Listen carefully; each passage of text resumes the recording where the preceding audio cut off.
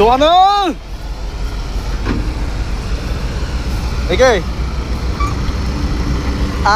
Bơ X cho vào cái này luôn nhỉ cái nào.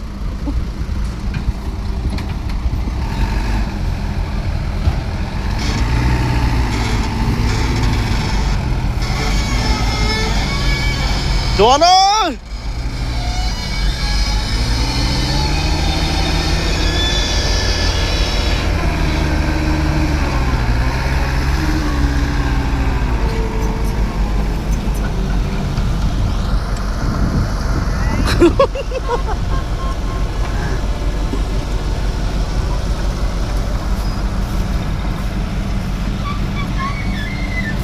Chuan đi.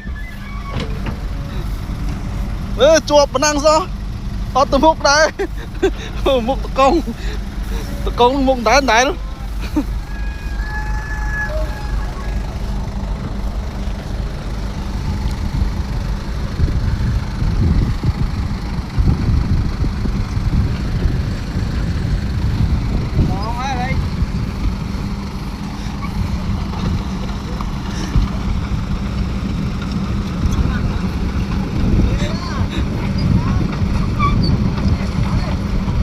Ê, chuột ơi.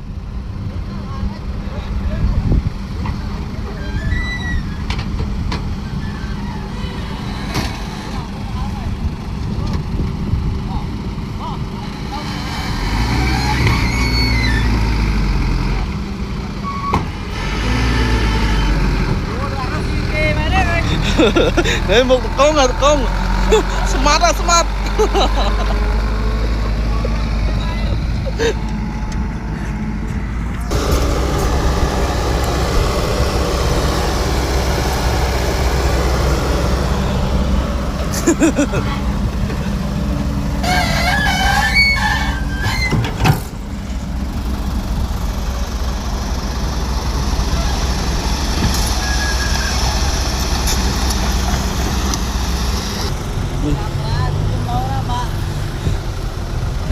Nè lan nè tờ công lan nó có choan này gì choan lan no mà mạch với chuột an ta ấy chứ ấy và mình chặt tia nè nè tia pa nè luôn cầm phong mà lệch con phèo ta lấy tôi ra nè lan nữa lan